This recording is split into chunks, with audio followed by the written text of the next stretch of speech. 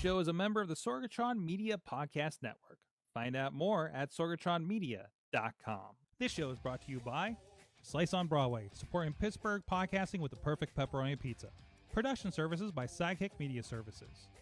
And listeners like you, supporting us at patreon.com/awesomecast.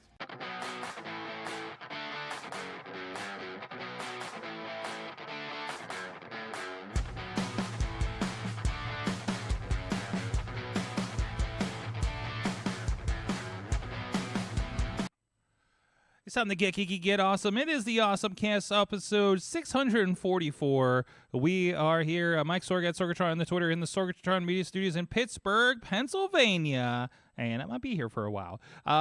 First of all, we have with us from Studio C in the Big D at Dormont, PA. He's a gadget guru of Big Bank International Esquire. It is John Chichilla. How's it going? Good, good. You are between hardware right now.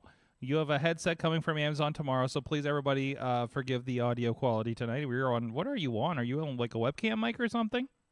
No, I'm actually on a Logi dock. A Logi dock? Yeah, I think I reviewed it on the show. It's like a all-in-one dock that lets you plug in your USB devices. It lets you hook up your webcam. It lets you hook up your displays. And it single USB-C charges your laptop, which is also fresh off the press. Right. And I'm running for the first time off of a new Apple Mac Air M2. Ooh, nice. And also with us from the iPhoneography, what? Wait, why did I just forget what it is? You got it. iPhoneography? I felt wrong for a second when I spit it out. I don't know why. It's just like iPhoneography. It's like geographic iPhoning or something is where it clicked in my head, but that's not right. Anyways, Dave Potter's here. How did I butcher your enterprises over there? Yes. Not the fancy setup that Chilla has, unfortunately, no. but struggling along. Struggling along, still struggling along in the work from home universe. So, no, good to have you here. Katie is on assignment. She may drop in here. She may do a run in. We'll see what happens here. But in the meantime, this is your AwesomeCast. Please go check out everything at awesomecast.com. You can also hit us up at awesomecast@sorgatronmedia.com for any comments or anything like that. We're on Twitter at AwesomeCast. Also, Mastodon at AwesomeCast at sorgatronmedia.social.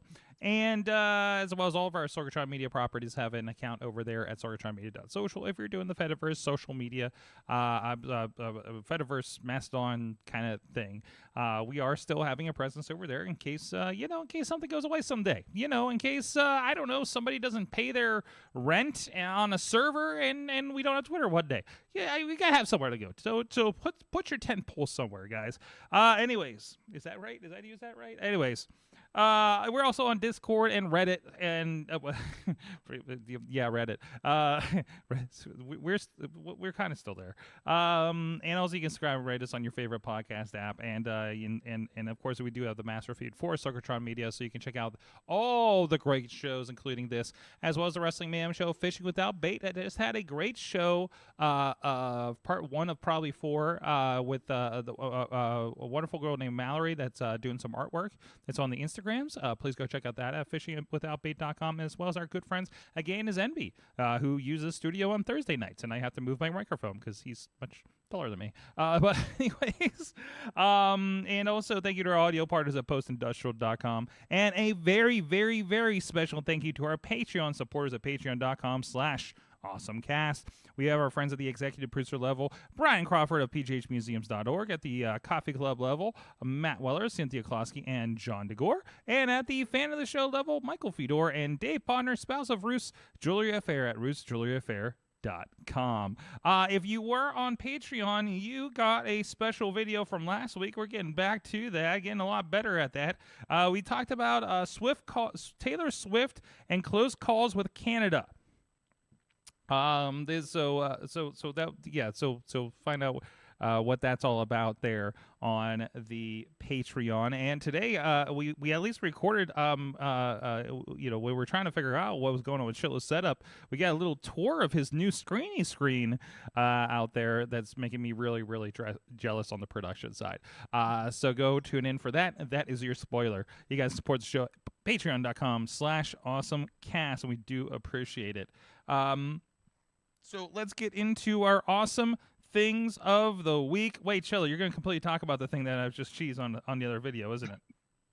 So I'm gonna try to move the panel closer. This is like whoa.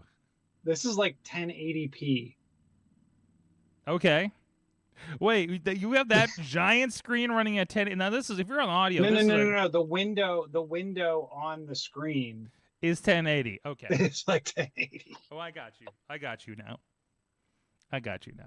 Okay. This is like when I pull up the MacBook Pro and they're like, your 1080 video is a quarter the size of the screen kind of thing, right?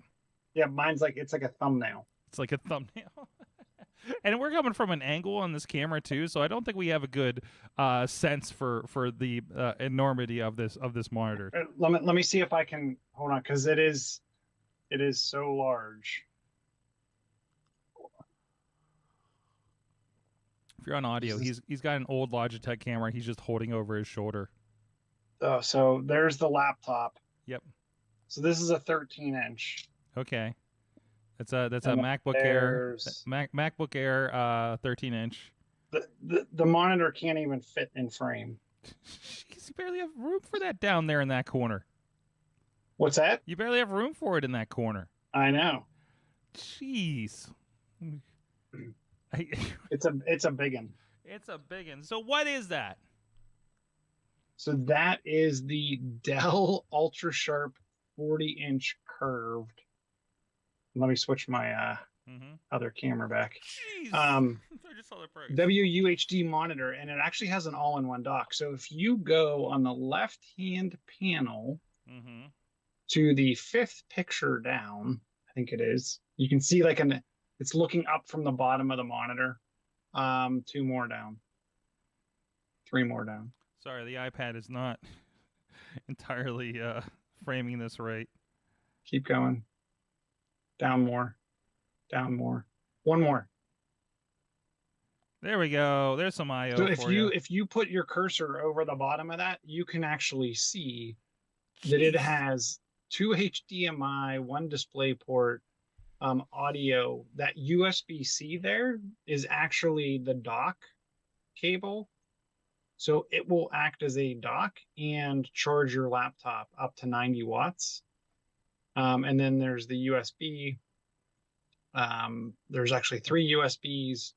And then there's even Ethernet built into it. So the device can pretty much be your hub and connect in all your peripherals. And all you have to do is 1 cable connect your laptop to it. And this is, I'm running it on a MacBook Air right now, but it can handle, Mac, Windows, whatever you throw at it.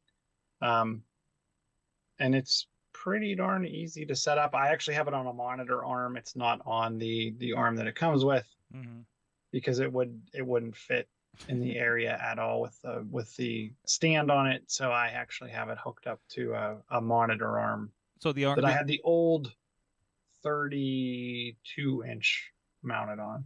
Jeez, I imagine so I saw it's setting on the table. The arm is just kind of holding it into place, not supporting it necessarily, right? No, the arm supports it. There's probably an inch. It's probably an inch up off the desk. Jeez. Well, and this is going on. It's on Dell.com, and they have it going for. Let me see if I can get back to it. About $2,000 for this monitor. That is correct. So, pretty hefty. If you're one of those that was bulking at the price of the Apple Cinema display at about $1,500, which I don't think is even this big. It's not this big, and this is the, it's the large widescreen, so it's not like your typical 16:9 display. It's ultra wide. Yeah.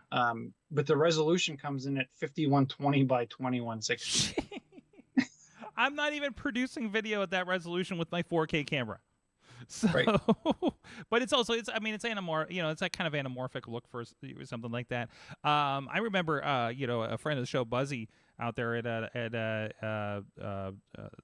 we used to work with. Like I'd see in his studio, he'd have like the ultra wide kind of thing. That was always wild with like Reaper running and stuff like that. So, man, maybe it's time for I got like this old Walmart one where the colors are wrong, and I really need to update to something. And I was just gonna get an Acer monitor, but now you got me inspired. Not $2,000 inspired, but if I can find something a lot lower that's completely. I'll tell you what. In the other room, I have a 29-inch.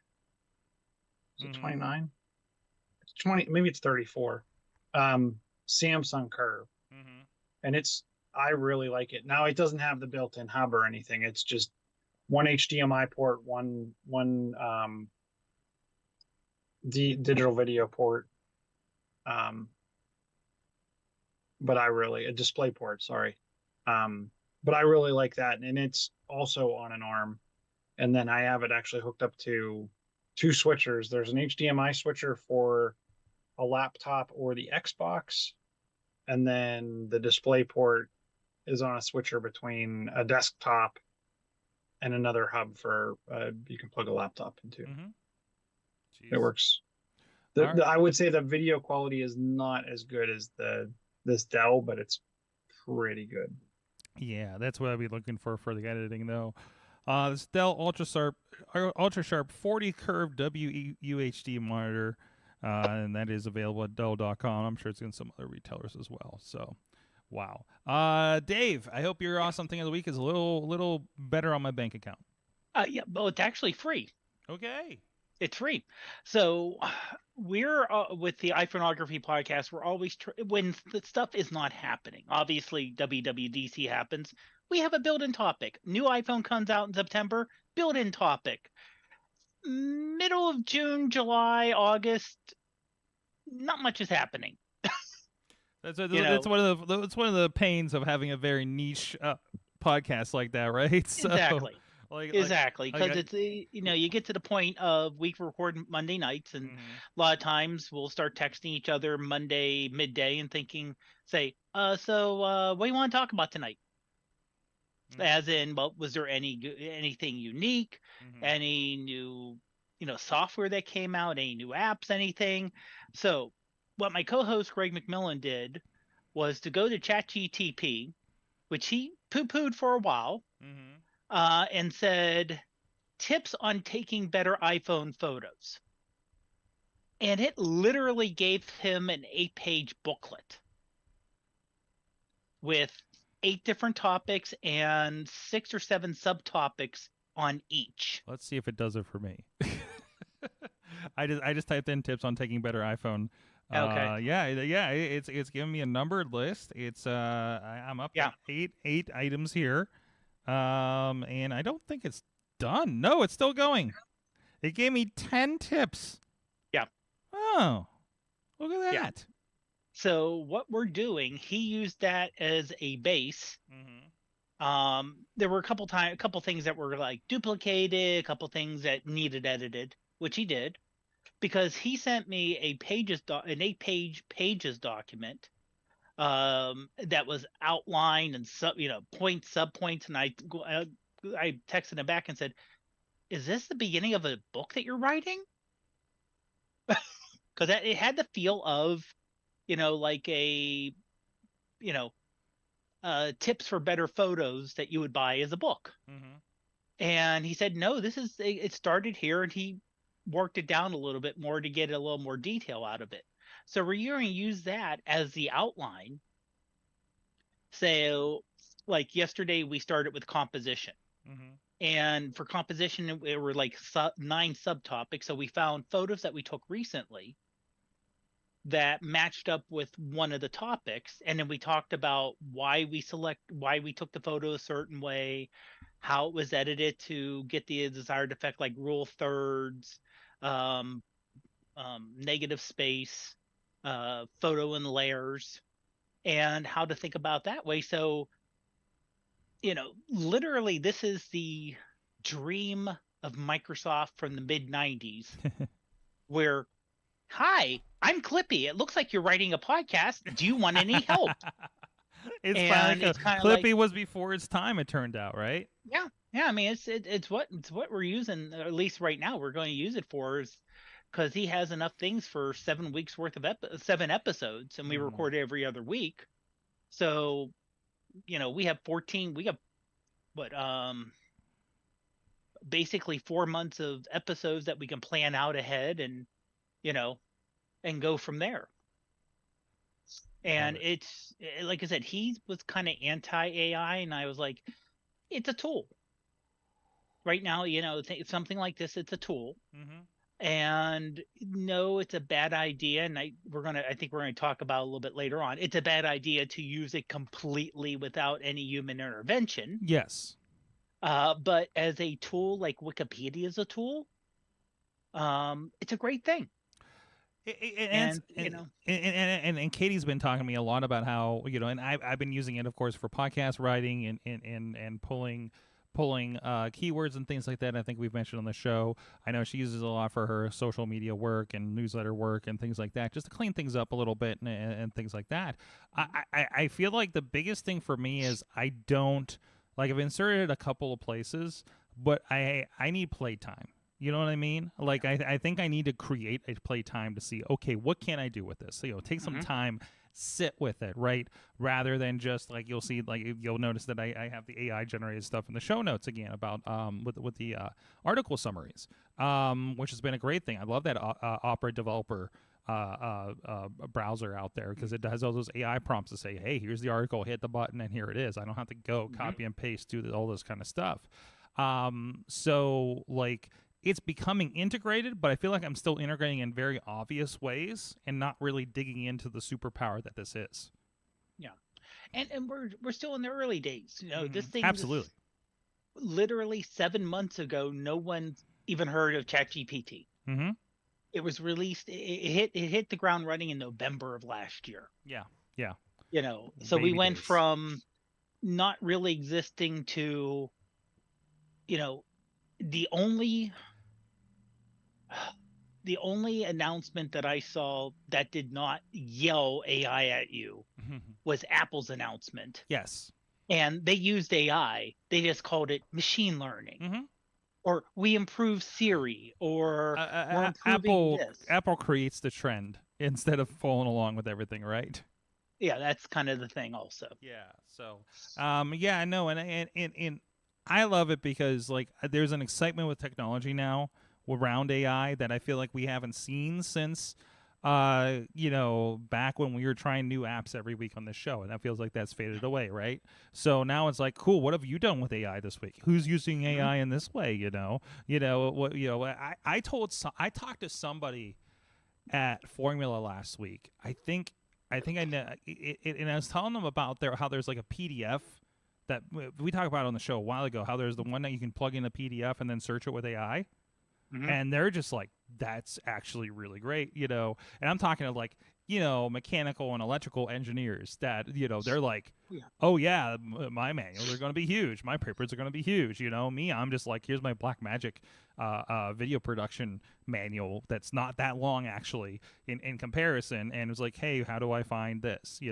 So like that's that when I've amazed an engineer with something like that, like I feel good about that. I'm on the right track. You know what I mean? So but anyways, so no, I think that's a really cool use there, and it's ever growing. So the other thing that's ever changing is animation, guys. And I didn't put this link in your notes yet because I just remembered it and didn't plug it in yet. But so I saw this video. I think it was earlier today. I was watching this video. I don't know. Everything meshes together. I am a huge fan, as well as a lot of people are, of the Spider-Man Into the Spider-Verse movies. Now there's multiple. Now I saw the new one twice. So like I enjoy those. I enjoyed that weird different style, the more comic book kind of vibe there was to it. Like I love that like I think I can't remember if I watched the first one in 3D. I think I wanted to, and I think I eventually did. Because I loved how things were out of focus in the background, and there was line art and it's more stylized and things like that. And then there was a movie, the latest Puss in Boots, actually.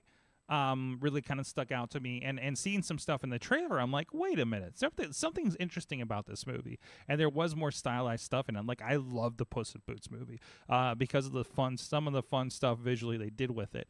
And then I saw a video that pretty much put into words what I've been kind of wrapping my head around over the last several years with these movies. So there's a great article by Vox. I don't want to play the video in case there's a takedown notice, but I'm going to show some stills in it that talks about the Spider-Verse forcing animation to evolve. So basically it talks about early days with Pixar and everything. Like, there's a certain style that they've been doing forever that's a very lifelike, but like, not entirely fully lifelike, with their style. And then, even to a point where if you looked at different movie studios, you almost couldn't tell any of them were not Pixar movies because the style was so prevalent. Like basically everybody, I think what we're looking at right here are two movies that are not Pixar potentially. Actually, no, I think the one on top is definitely Pixar. But and that Disney look and everything like that, like it's been kind of the same since Toy Story when it comes to that. But then you go into something like Puss in Boots where, they're talking about like the lady's hair isn't like like real looking hair. It's more of like wavy paint lines and things like that. That's Puss in Boots: The Last Wish. I think it was the last one there. And then we got to, and there's an example of all the Pixar movies. And again, they're fantastic. They're whimsical. Like they're great for what they are, right? And Pixar has had a lot of success with that. But then you push the style, and you get to be more inventive with things like this. So you even talked about how they were going to stylize things in some of these movies. They're showing Monster House back in 2006, or Disney's Christmas Carol, CG Christmas Carol, and they talk about the original concept arts were very stylized, and they still just kind of went back to trying to look like the Pixar look.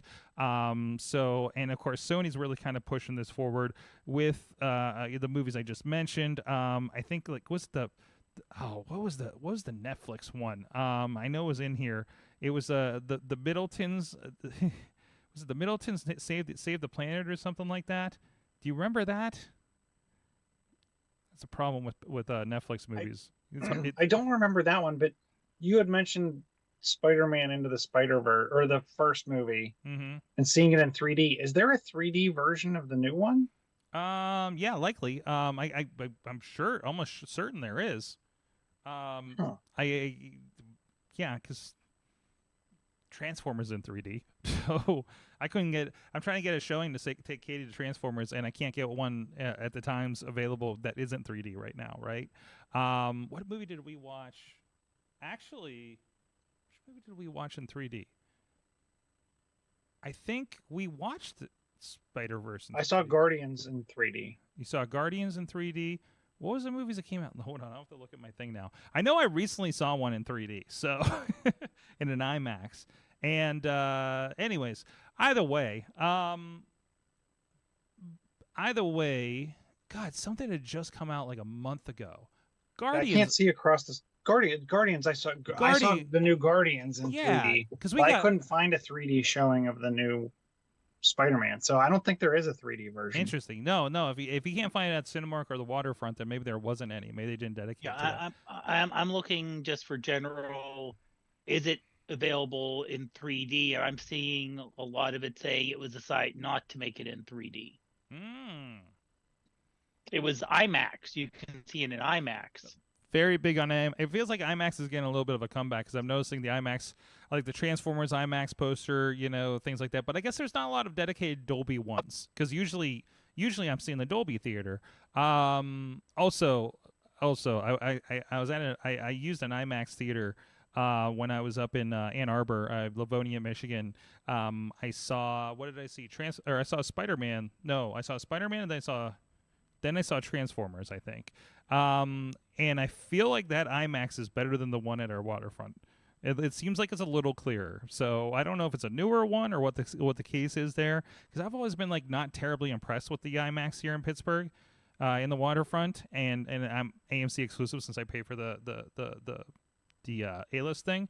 But anyways, I think that's the only IMAX there is. I think it is. Like you got your 4DX and everything like that with Cinemark. But I think that's about it. So, but anyways, so yeah, I was really impressed with. I saw both Spiderverse the first time and Transformers out there at that IMAX up there in Livonia. So, and I was really really impressed about how it looked. So, which is also like the only reason, it's the reason I go to Dolby, because I think it's the best screen in town. And again, not going to Cinemark lately, but I really think it is the best screen in town and the most comfortable seats. So, so I will go for that, and I get my $23 worth every month out of that thing. So, but anyways, so yeah, this Vox article, oh no. Now I ended up on a different video. Like I say, it's how Spider-Verse forced animation to evolve. And it talked a lot about how they changed things to, like, the shadows turn into crosshatches, the line work to accentuate things. And every time I watch even the original Spider-Verse movie, I'm noticing something new that they did, right? Like, they're showing a clip from it in this, and I'm realizing there's a picture actually in the thumbnail of the three Spider-Men, Gwen, Miles, and Peter, like at the end sequence, and there's just all this chaos behind them, and you notice the lines around them are chaotic as well. Like that last line, like between like the clarity of them and all the timey-wimey chaos behind them, with the reactor and everything. And it's a very cool effect. And it's just like, you may not notice all these things, but then it accentuates. And like, there's just these weird things they do with the frame rates. Like you ever watch these and you're just like, this frame rate is low, right? Like stilted almost at a certain point. And that's done very specifically for a very kind of dramatic effect. So it just seems like there's more art into it than just making things a certain way, and I think there's a look more expression going on in the animation world right now, and Sony Pictures especially, and now everybody's trying to jump on that. DreamWorks, they interviewed somebody from a shader company that is actually implementing these kinds of effects as shaders. Very specifically, I think Lollipop was the name of the company. So definitely check that out. That's on Vox, how Spider-Verse forced animation to evolve, and I highly, highly, highly recommend it.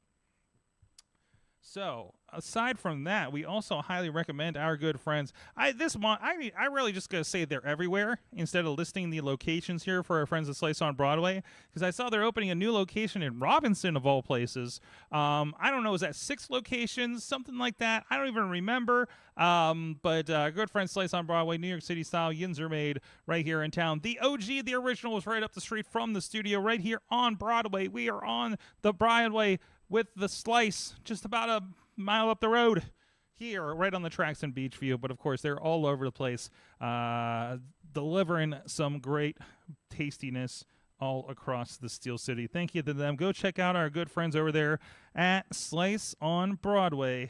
.com. All right. So what do you guys want to dig into here in the stories? Dave, actually, you had another AI story to go along with the one that we just had. Yeah. And this one I think is just hilarious. Mm-hmm. Now, as we said, there's nothing wrong with using AI. No. But you should at least acknowledge it in some way, and also maybe have someone double check when you use AI. A candidate for mayor in Toronto apparently used ChatGPT or some sort of AI to not only make it seems like all the text on his page. Mm-hmm. But if you notice on the video, the person has a third arm somehow. So all the images on his website are AI generated images. Mm-hmm. So his campaign is just using 100% AI. Now there's one image of a police officer, but if you don't play, you see where the woman has her arms crossed, but then there's another arm that has a plaid long sleeve. Mm-hmm. That, yeah. He knows. Look at him. He knows. Yeah. And I'll say this. If you look closely, it doesn't look real, but it's really close. It's really close. A little further down the page, there's an image of a police officer in a subway station, and it looks like that one looks like art. It doesn't look like a photograph. It looks out of a video game. Yeah, it looks like a video game, like a really, really good current gen video game. Yeah. And the thing is that he's using this for his campaign, but again, instead of using, paying someone out to go and take photos. Again, stock photography. Let's be honest. Most of these are going to be stock photography. Nobody's going out and seeking this kind of stuff unless it's very specific that they need, right? Right. So, but instead of doing that, they're just using AI generated to be very specific for him. Because he can use... Now, I'm surprised he didn't get in trouble for this Elways, because you notice it didn't just say police. There was a Toronto police patch on the guy's arm, or on the character's arm. Because it wasn't just generic police, but he wanted to show it was Toronto police. That would, I think that would cause an issue. And there were other images that, in the past, campaigns have used images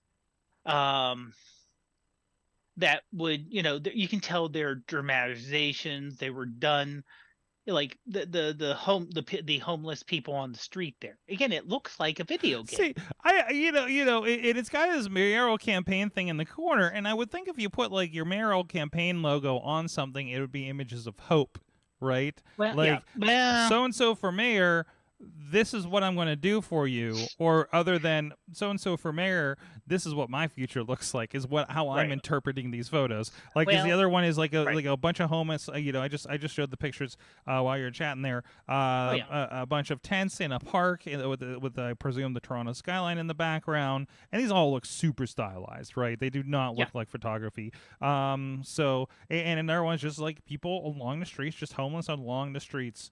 Somewhere in town, somewhere presumably in Toronto. So that's reclaim Toronto parks by removing drug and violence related encampments, step up police, things like that. Pretty standard stuff. So I think you're going to see more of this. We already have an issue with news programs framing certain photography and video in the backgrounds to kind of set a point aside. So, this is going to be more prevalent, and this is why, if media education wasn't important before, man, is it now, right? To be able to spot these kinds of things. And unfortunately, there's very little equipped to even look at this, objectively. And one thing I didn't realize, apparently there's a tool called GPT-0 where you can input text and it runs, however, and it says the chances of it being written by an AI or written by a human being. Sure. So they scanned the about candidate section, and they said your text is likely to be written entirely by AI. Mm-hmm. And that to me is where it gets troublesome, because we know that something like ChatGPT, it's good for writing things, but facts and figures and details can be off. Mm-hmm. You could say, what does this person do, and all of a sudden it'll throw a podcast, or like for you, or it'll throw information somewhere else. You're like, I don't know that person. It says that I work for. So, like I said, it's scary in terms of, like I said, you can make things look really good, and people do not read details. We know that. Mm-hmm. I'm in customer service. People do not read how to do stuff. And this is the about page in question, and this is very lengthy, and also has a really terrible blue text on his blue suit kind of situation. So you got a problem with that. So they have some other problems going on. I would say you're talking about kind of fact checking, and we can say this is written in AI potentially, but that doesn't mean that they didn't go over the thing. Now, also, just I'm looking at some of the attention to detail. You don't know. You hope, but you can't. You can't automatically disqualify that that's a thing. Because I mean, this is something that again, we just talked about. Some of us are using this, in our own case. And as far as facts and stuff, it's about him. So I hope they double checked it, and they might just use it to summarize out of this, right? And I also wonder if somebody is rewriting basically his Wikipedia page into an about page, right? Is that still going to come out? I don't know how the AI, I don't know what the markers are for AI detection, right? Why does it think it likely is? Is it a certain style of writing that it's using? Is it something like that? And so do they reverse engineer it a little bit? So again, I don't know those qualifications, but I do wonder if there's a certain style of writing that will just come up as this looks like a robot did it, just because that's the kind of robotic writing some people are technically trained to do. I'm thinking in a way, yes. Just because since it is open, it's not 100% lockdown proprietary, so you may be able to say, I like I said, I don't know how the thing works in the background. So, but I remember when I was teaching at Phoenix. Now this is more of, there was a plagiarism check that we would put in. Someone would send a paper in a Word document. We throw it on the website, give it a couple days, and this is 15 years ago plus, and it would say, oh, 40% of this paper it matches other samples. Now, if you want to write a paper on something, you could, if you're good with prompts, you can make it personalized. Sure. Like for the about, we don't, like I said, if you miss something like a third arm, I'm not trusting. Yeah. Third, that's kind of glaring, on top of the, it draws attention to the matter. Is the issue, right? Look at this, but also how many isn't there? There's Reddit forums of what is it, Photoshop hell or something like that, right? Where people like leave a third arm in when they're manually doing it in Photoshop. So this is nothing like new. No. It's just like, oh, this is an AI thing, But again, as a mayoral candidate, it's going to be under scrutiny, so this is just one more item. But it is something to look out for. It's certainly something to look out for. So, and like I said, I would. Oh, sorry. Go ahead. Just real. I mean, my thing is, if you're going to use AI, I think you should have to cite it that you used it. And to me, one of the things that the AI should do is cite its sources, because it's very hard to figure out. Right. Because if it came from a bunch of Wikipedia information, I want to know if there's a Wikipedia page that has wrong information, obviously I would want to go update that, right? So to me, that's one of the problems that it has, much like when we have to write a paper, we have to cite our sources. I think the AI should as well. That's why I'm a big fan of Bing Chat, because they do that, right? Mm-hmm. And I wish that was something that did get built in to ChatGPT. Now there's apparently now plugins and things that you can process here, so you can use that. But the problem is, I think the problem is most of us are just going to chat.openai.com or .org or whatever it is, and just using it, and not maybe not, we're not thinking like there are ways to do it. There is the Bing Chat, which is basically the same thing, just processing Bing and giving you your resources. So, I mean, we remember we had that before. We're like, why is it talking about this stuff when I search for X? It was like, well, what does the search look like? What are the top 3 things that it's pulling from? There you go. It matches that. It's summarizing that, right? The information, and I don't know if you guys have noticed any glaring errors when I'm doing the summaries for the stories in our document, but it's literally taking that text of the article and pretty much reconstituting it, right? So, how much is that a critical thing? Is that correct? We haven't done a 1-to-1 match. We have not run into that yet, right? But that's why we're doing it, because I'm hoping we do catch that as we go and we start learning from that. So in this non-consequential environment, we can say, right? Like, if we're reading the summary of this thing, look, scanning the summary, go to the article and notice something is like, wait a minute, this is saying this and this is saying this. Like, that's not terrible, right? We're not like putting it on a mayor's website, on a client's website or something like that. This is where we get to play around these stories. So, but man, they're jumping in feet first with this over here. We'll put it this way: I am not using ChatGPT with any, with one direct client, and that's only in the same way that I'm using it for this show, with the show note, not the show notes, but the show descriptions, and having it rewrite it just because I just am not good at writing.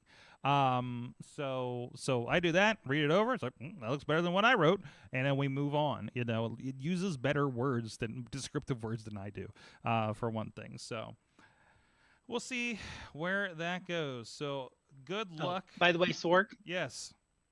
Just out of curiosity, I went to Bing using the chat in Bing and said, write a sweeping inspirational biography of David Podner.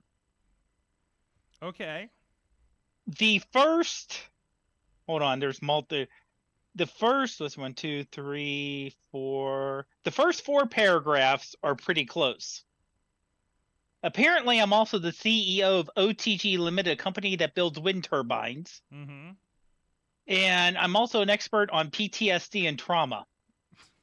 Well, I mean, we never talked about it, but probably. But other than that, it has a lot from LinkedIn, but it has a lot of the information there. Mm-hmm. And like I said, and the way it's written, it's a sweeping. Like I said, I could see someone going there and say, write an inspirational, biography like the about me page, and about this and this. Throw it out there. So, and if you're curious why you got all those things, I just binged you. Yeah. And I bet it hurt. The first one is definitely you from LinkedIn. The second one is definitely this OTG guy. The third one is somebody people also ask about, a psychologist. And I don't know what this other one's about. Johnson man accused of, oh no, we're not going there. So then it has my Twitter. Yeah, and then it has some of your Twitter stuff and everything. So yeah, like you are fairly prevalent on the Bing, right? So it's gonna be pulling from your information. So that's where it gets weird. Now, if you're more prevalent, like if you're searching for a celebrity, somebody where there's only one Brad Pitt that anybody gives a crap about and would be searching for. Sorry, other Brad Pitts in the nation, in the world, love you. right? We still love you. So, but you're gonna get a more dominant, like it's more the what is the dominant information, right? Right. So, that it's all this is drawing from a sample, and if the sample is tainted, oh no, there's like a million Mike Sorgs out there. The chances that it's actually gonna say, what did you say? Write a sweeping poem about? Write a sweeping inspirational biography. Oh, okay. I'm going to click the creative button here, and I'm going to say, write a sweeping What did you say? Informational biography? Inspirational biography of Michael Sorg of Pittsburgh. Let's go there. Let's see if that helps it. I'm kind of curious what's going to happen here. Everybody at home, do this. Do this for yourself. Just do yourself. Maybe it'll make you feel better. Maybe it. I cannot write a biography for you. That would be plagiarism and a violation. What? Did it give you this? I'm sorry, I can't write a biography for you. No. No, it just let me do it. Inspirational biography. Yeah, no. Content producer who's passionate about helping people tell their stories. That's the thing I wrote 10 years ago. Content owner, Sorgatron Media. Now it's just my biography. A long history of working as a video. It names a lot of my older clients. Okay, this must be taken off of and I can look. You look at the at the bottom, and it says psychicmediaservices.com about me. Podchaser.com. I'm not aware of. Sorgatronmedia.com and zoominfo.com. Now, visionary leader in his field of digital media. Oh, he is also what the hell? Visionary. Okay. That's fun.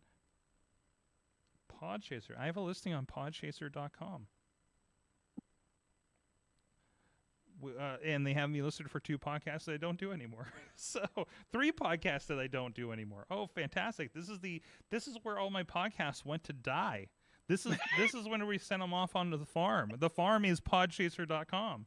So if you want to go see the LP and Sorg Power Hour, Basic Sorgonomics, and Journal of Lifestyle Medicine, none of those shows I've done in the last 5 years at least. Have fun with that. So, oh, Bing. I got binged hard. Anyways, and show title.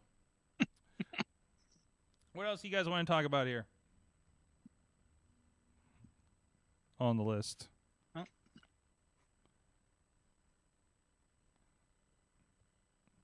Silence. What's up with the McDonald's Nintendo game? I can show you probably the Grimace Game Boy Color game. I played while I was waiting for my rental car last week. So apparently it's like Grimace's birthday, and they're doing like they're doing really creepy commercials about Grimace, and let's see, Grimace game. Let's say Grimace Game Boy game. So they developed a game. And I'm trying to actually find the game. Here's the problem. Sometimes these stories fill Google so much you can't find the actual thing they're talking about, and they don't actually link it, is the problem, right? Everybody's talking about the Game Boy game. How do I get to the Game Boy game? Oh, grimacesbirthday.com. This one actually had it. So this loads. I'll show you. And I didn't try this on the iPad, but this worked very well on my iPhone. This is in browser. You get to play a game. It's going to load it. And, oh, no, it looks a little weird here. Hold on a second. Oh, the button still works. So I'm in here, and it is a full-on Game Boy Color era style game. You got the McDonald's logo there. This is a little weird because of the spacing on this, but generally, I swear this works a lot better on a game. There you go. You got a story of Grimace. He needs to round up Birdie, Hamburger, and the McNugget buddies. McNugget buddies. There's nowhere to be found. Okay, there we go. There you go. We're going to characters that you have not seen in decades. Oh, jeez, I remember these. Big part.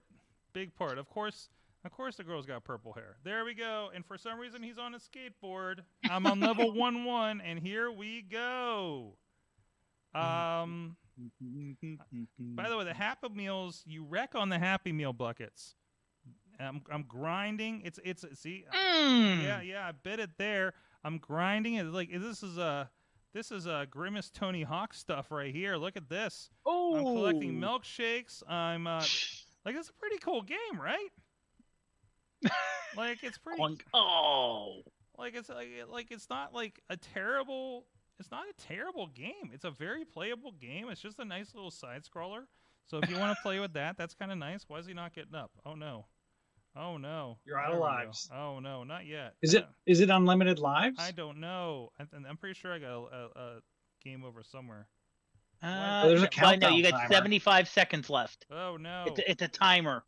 It's how many points can you get in a minute or 2 minutes or something? Well, they're levels, so you have to get through the level. But if I'm like laying on my big purple face, it's not gonna work.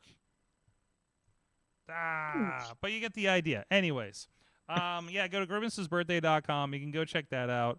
Like I said, it's very playable on the iPhone. It fits very nicely. I'm sure it would on most Android devices as well. It's in browsers, so I thought that was kind of cool. And then it's got me going, man, why don't I have an emulator in the browser for my Game Boy games? So, which makes a lot of sense, and I feel like that's out there. So if that is out there, please let me know about that. So yeah, go check that out. Grimace's game. This is will they actually do something about this time? Not to get political, but Biden administration announces $930 million in grants to expand rural internet access. Man, that's a funny thing, because didn't we do this before? And weren't there rural areas building their own infrastructure internet? And I know in this state, Comcast got that shut down. Yeah. Right? So what does that have to do, when we have that kind of thing? And also, are they going to take all this damn money and shrug and not put them up like they did about a decade ago? I'm very sore about this subject, by the way. I have not seen anything in this article. They're talking about the limited access to broadband internet in rural areas is insufficient infrastructure. I know, and I need to learn more, because I talk to my sister every time I talk to her about the internet, right? And I'm like, so wait, what do you have for internet out here? Because she's pretty out in the cut. Like, amazingly, my mother is in the middle of nowhere and has Comcast internet, right? And just like where I grew up, my sister's near where I grew up, and there's just nothing. There's no infrastructure out there. She is getting her, and I think she had DSL was the best she could do. She has, this guy, he has a dish and he has an antenna up, and we get the internet off of him. And I'm just like, and I remember these things going around in my area about 20 years ago when I still lived up there, and I was like, I was always kind of sketchy on them, right? If you go to small town areas, you see those little high-speed internet, call this number kind of thing. And it literally is like, when the storms came through a couple of weeks ago here, apparently I was out of town, but there was a whole like, hey, yeah, we all lost the internet because, when all the smoke from the fires in Canada came through, it apparently affected their internet, because I think this person has a dish and then has a big tower with a radio antenna, and that's how they're receiving their internet. I'm not clear on how that works and how well that works, but they pulled up their Amazon Fire Stick and they're watching kitten videos on there, and I was like, well, this works pretty good then, I guess, right? And they have a giant 50-inch TV, so it's like, okay, well, that's good enough for that. So I guess you guys have some adequate internet out here, right? So so according to this, funding will build fiber optic networks in 35 states in Puerto Rico.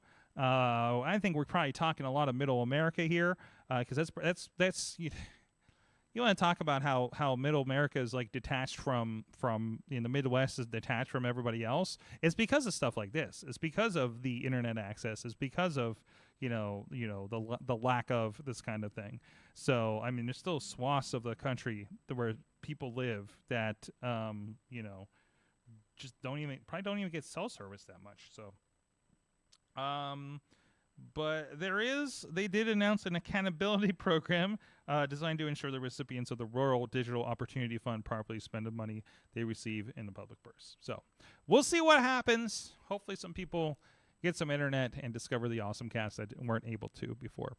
So so I mean, you guys live in pretty urban areas, I guess, for the most part here. So this is not an us problem. This is a everybody else problem, unfortunately. So, but I think if there's going to be funding for this, there needs to be some kind of minimum spec and minimum bandwidth, because you can't just run 2 meg internet out to these houses. Yeah, that's the thing. And I think I know there was discussion amongst the FCC over the last several years about you're talking fiber optic, of course, but there's got to be a spec on, like, there's talk about how the broadband, like hey, Comcast is. I get the emails every once in a while, or I log in. It's like Comcast is providing affordable internet, for the underserved, and which they're still charging you like $30 a month for. And it's like, well, what is that? Was it two up, 5 down? It's like that doesn't really work for people anymore, generally. So, people getting information is not necessarily, just websites anymore. It is YouTube.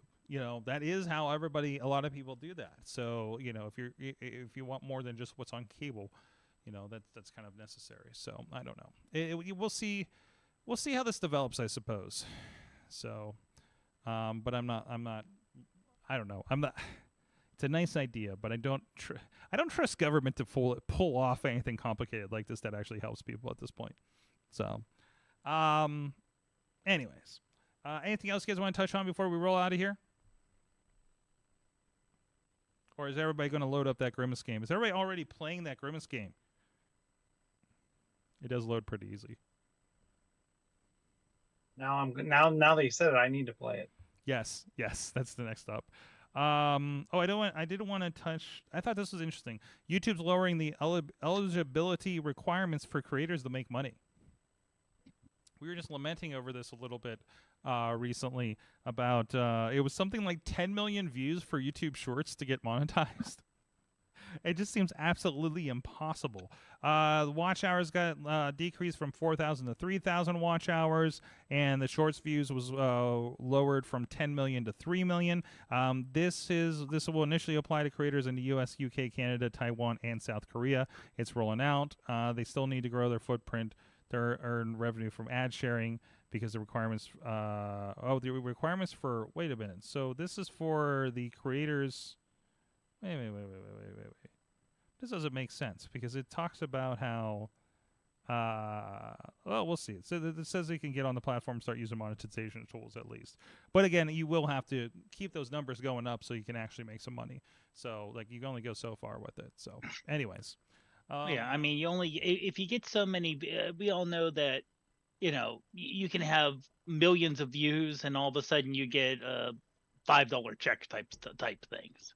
Well, yeah, I mean, it's also consistent, like, are you getting consistent views, right? Right. Getting those bare minimum opens you up to the tools to make money and grow even more. Not necessarily, and now you're just gonna get $100 a month. That doesn't happen. Like, I've been working on this. I've been working on a paid YouTube for a couple years now, and we're still building it up. And we have payments like every other month, to get above threshold, right? So and it hasn't budged, and I throw different stuff at it, and trying to figure that out, and it's still like it's not lowering, but it's definitely staying within about a $10 range of every month. You know what I mean? So it's nice, but it's still you'd love to kind of work that up. Like, I don't expect to be a Mr. Beast here anytime soon, but anything that gets in front of more eyeballs is and keeps this enterprise going, I guess.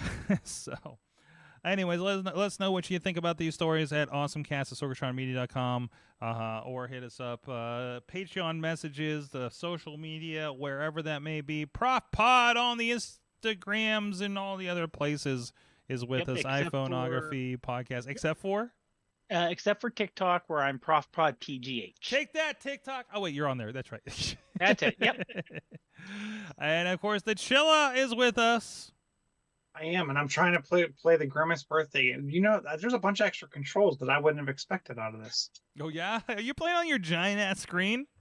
No, just the small one off to the side. Oh, ooh, only the 13-inch. Ooh. Oh, he's just playing it modest right now, apparently. So thank you guys so much for joining us. This has been your awesomeness, awesome. Oh, jeez, this has been your AwesomeCast. The AwesomeCast. I'm going to drink some more coffee before my next show in 2 hours. Thank you guys for joining us. You've been our awesome audience. Have an awesome week.